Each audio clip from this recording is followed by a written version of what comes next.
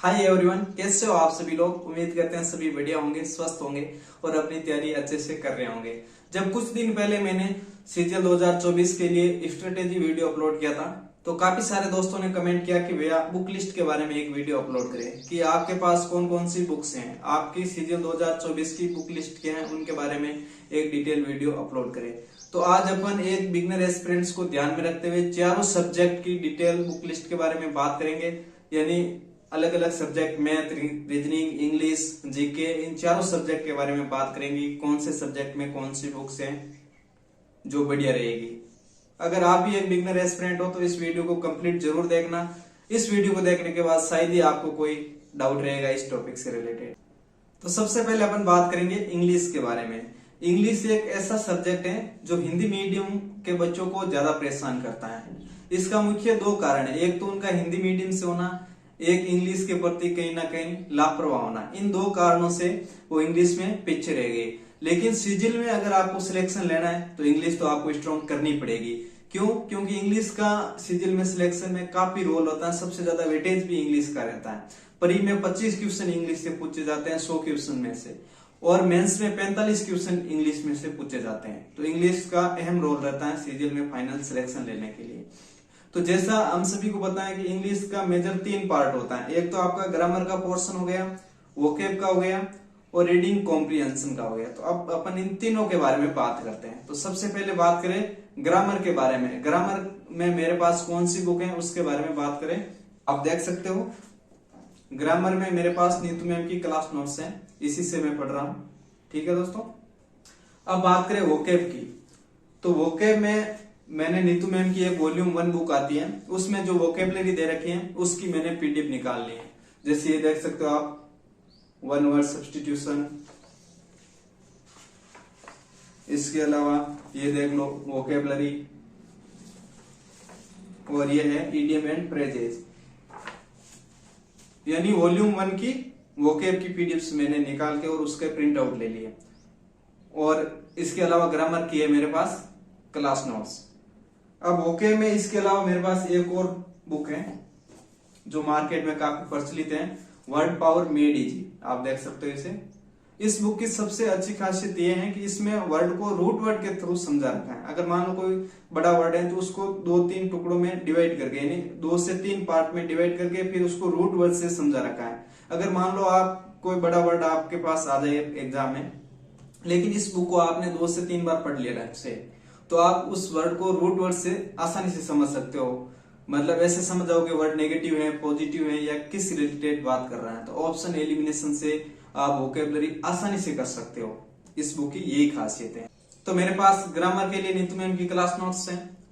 उसके अलावा वोकेबलरी के लिए मैंने वॉल्यूम 1 और वर्ड पावर मेड इजी पढ़ी। ठीक है दोस्तों, ये नोटबुक आप देख रहे हो। इसमें मैं जब भी मॉक टेस्ट देता हूं या न्यूज़पेपर पढ़ रहा हूं तो जो भी वर्ड मेरे को नया लगता है तो मैं इस नोटबुक में नोट कर लेता हूं। और इसके अलावा मेरे पास है प्रैक्टिस के लिए किरण की बुक, प्रीवियस ईयर की किरण। प्रीवियस ईयर में किरण का कोई तोड़ नहीं है। किरण की बुक प्रीवियस ईयर के लिए सबसे बेस्ट मानी जाती है। वैसे तो मार्केट में बहुत सारी बुक्स मिल जाएगी आपको प्रीवियस ईयर की, कंटेंट सभी में सेम रहता है। प्रीवियस ईयर पेपर तो सभी में सेम ही मिलेंगे, उसमें कंटेंट तो चेंज होने की कोई गुंजाइश ही नहीं है। लेकिन इस बुक की सबसे अच्छी खासियत ये है किरण की कि इसमें आपको एरर बहुत ही कम मिलेगा, मतलब गलतियां नाक के बराबर रहेगी। तो मेरे पास इंग्लिश का यही कंटेंट रहने वाला है सीजीएल 2024 के लिए। अगर मैं कोई नई बुक लेने की सोचूंगा तो कोई वोकेब की बुक होगी। इसके अलावा मैं इंग्लिश में कोई भी बुक नहीं लेने वाला। अब अपन बात करेंगे मैथ्स के बारे में। मैथ्स एक ऐसा सब्जेक्ट है जो मैथ्स बैकग्राउंड से हैं उनके लिए तो इजी साइड है, लेकिन जो कॉमर्स बैकग्राउंड से हैं या आर्ट्स से हैं उनको शुरू में थोड़ी परेशानी आएगी। तो इसमें मैं मैथ्स की बात करूं तो मैंने पेड कोर्स ले रखा है, मैं पेड कोर्स से पढ़ा था। ठीक है, मेरे पास किसी भी टीचर की ना तो कोई बुक है ना ही कोई क्लास नोट्स है। मैंने खुद ने क्वेश्चन और आंसर लिखे हैं जो पेड कोर्स में सर ने पढ़ाए थे। और इसके अलावा मेरे पास ये एक और नोटबुक है, इसमें मैंने जो भी मैथ्स के इंपॉर्टेंट फॉर्मूलाज हैं, थ्योरम है, कंसेप्ट है, वो इसमें लिखे हैं। और इसके अलावा मान लो कोई ऐसा क्वेश्चन है जो बार बार प्रीवियस ईयर में रिवाइज होता रहा है, बार बार पूछा जा रहा है, उसको मैंने नोट कर लिया है। और इसके अलावा बात करें कि मैं प्रीवियस ईयर के क्वेश्चन कहाँ से लगाता हूँ, तो प्रीवियस ईयर के क्वेश्चन के लिए वही मेरे पास किरण की बुक है। अभी तो मेरे पास नहीं है, किसी दोस्त को दे रखी है, लेकिन मेरे पास किरण की बुक है मैथ में। इसके अलावा मैथमेटिक्स में मेरे पास किसी भी टीचर की कोई भी बुक नहीं है, ओनली किरण की बुक है। अब अपन बात करेंगे जीके एंड जीएस के बारे में। एसएससी का ये एक ऐसा सब्जेक्ट है जीके एंड जीएस जिसमें आपको बिल्कुल भी श्योरिटी नहीं रहती है कि आप कितने नंबर ले आओगे। आप कितना भी इसमें पढ़ लो, आखिर में आपको ऐसे ही लगेगा कि यार हमने कुछ नहीं पढ़ा है। तो मेरे पास इसमें 2 बुक्स हैं। साइंस के लिए मेरे पास एनसाइक्लोपीडिया की बुक है जो मार्केट में काफी प्रचलित है, बहुत अच्छी बुक है। इसमें साइंस में आपको तीनों सब्जेक्ट मिल जाएंगे, फिजिक्स, केमिस्ट्री और बायोलॉजी, बहुत डिटेल से दे रखे हैं। इसके अलावा मेरे पास ये लुसेंट्स की बुक है, आप देख सकते हो। इसमें हिस्ट्री, पॉलिटी, जियोग्राफी, इकोनॉमिक्स और इसके अलावा साइंस के भी टॉपिक दे रखे हैं। लेकिन हिस्ट्री और पॉलिटी के लिए लुसेंट्स की बुक सबसे बढ़िया है। जियोग्राफी में काफी टॉपिक हैं जो शॉर्ट्स में दे रखे हैं, इसमें आपको यूट्यूब की या किसी दूसरी क्लास नोट्स की या किसी बुक की हेल्प लेनी पड़ेगी। लेकिन हिस्ट्री और पॉलिटी लुसेंट की सबसे बढ़िया है। इन 2 बुक्स के अलावा मेरे पास कोई भी बुक नहीं है जीके एंड जीएस के लिए। मैं ज्यादातर यूट्यूब की हेल्प लेता हूँ। जैसे मान लो जो भी स्टैटिक पार्ट है हमारा, आर्ट एंड कल्चर का हो गया, मान लो कोई डांस का हो गया, जो नेशनल पार्क हो गए, मतलब जो भी हमारा स्टैटिक पार्ट है वो मैं यूट्यूब से पढ़ता हूँ और उनको अलग नोटबुक में नोट कर लेता हूँ। ठीक है दोस्तों, और इसके अलावा मेरे पास और कोई भी बुक नहीं है। अब आखिर में अपन बात करेंगे रीजनिंग के बारे में। रीजनिंग एसएससी का सबसे इजी सब्जेक्ट है। अगर मान लो आप बिल्कुल भी नहीं पढ़ के जा रहे रीजनिंग को, तो भी आप 25 से 30 नंबर ऐसे ले आओगे। अगर ढंग से पढ़ लिए तो 40 नंबर तक आप रीजनिंग में ले आ जाते हो। और ठीक ठाक मान लो रीजनिंग पढ़ लिया आपने, प्रीवियस ईयर के क्वेश्चन भी सोल्व किए, तो आप 50 में से 50 नंबर भी आसानी से ले सकते हो रीजनिंग में। चाहे आप हिंदी मीडियम से हो या इंग्लिश मीडियम से हो, कोई मैटर नहीं करता है। रीजनिंग में मेरे पास ये एक नोटबुक देख सकते हो आप, यही है पूरा कंटेंट रीजनिंग का। इसमें जो भी हमारे रीजनिंग में समझने वाले टॉपिक्स हैं, जैसे कैलेंडर हो गया, क्लॉक हो गया, डाइस हो गया, या इनइक्वालिटी हो गई, ब्लड रिलेशन और इनपुट आउटपुट, जो 5 से 6 टॉपिक रीजनिंग में से हैं, समझने वाले हैं, जिसमें फॉर्मूला वगैरह का यूज होता है, वो मैंने इसमें डिटेल से लिख रखे हैं।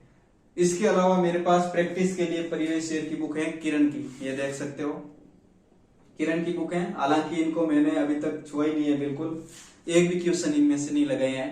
ज्यादातर मॉक देते हैं, मॉक में क्वेश्चन सोल्व करते हैं, और उसके अलावा टेलीग्राम पर कोई पीडीएफ मिल जाती है, बस उससे क्वेश्चन सोल्व कर लेते हैं। लेकिन ये किरण और मेरे खुद के लिखे हुए नोट्स। अब बात करें कि मैंने ये मान लो 5 से टॉपिक है समझने वाले, वो कहां से पढ़े। इनमें मैंने यूट्यूब की हेल्प ली है अरुण सर से, जो कैरियर व्हील में पढ़ाते हैं। अगर मान लो आप यूट्यूब पर उनसे पढ़ना चाहते हो तो यूट्यूब पर आप सर्च कर सकते हो, रीजनिंग बाय अरुण सर करके चैनल मिल जाएगा, जिसमें आपको सभी टॉपिक्स डिटेल में मिल जाएंगे।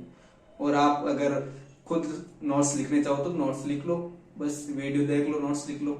ठीक है दोस्तों, हमने चारों सब्जेक्ट के बारे में डिटेल में बात की है, एक बिगिनर एस्पिरेंट को ध्यान में रखते हुए एकदम ऑनेस्टली बात की है। ना तो किसी भी बुक का हमने पेड प्रमोशन किया है और ना ही किसी कोर्स का पेड प्रमोशन किया है। जो रियलिटी है, जो मैं यूज कर रहा हूँ बुक्स, वही आपको सजेक्ट की है।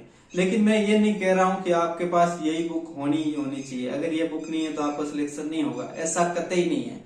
आप अगर किसी दूसरी बुक से पढ़ रहे हो और अच्छी तरीके से उनको रिवाइज कर रहे हो, बार बार मॉक टेस्ट दे रहे हो, तो आपका सिलेक्शन उससे भी हो जाएगा। कोई जरूरी नहीं है कि आपके पास नीतू मैम की बुक्स होनी चाहिए या किरण की बुक होनी चाहिए। इससे ज्यादा इंपॉर्टेंट है कि आपके पास जो बुक है उसको आप कितनी बार रिवाइज कर रहे हो। देखने के लिए बहुत बहुत शुक्रिया। अगर आपको हमारे वीडियो पसंद आए तो इसे लाइक करें और अपने दोस्तों के बीच शेयर करना बिल्कुल ना भूलें। मिलते हैं किसी नेक्स्ट एपिसोड में।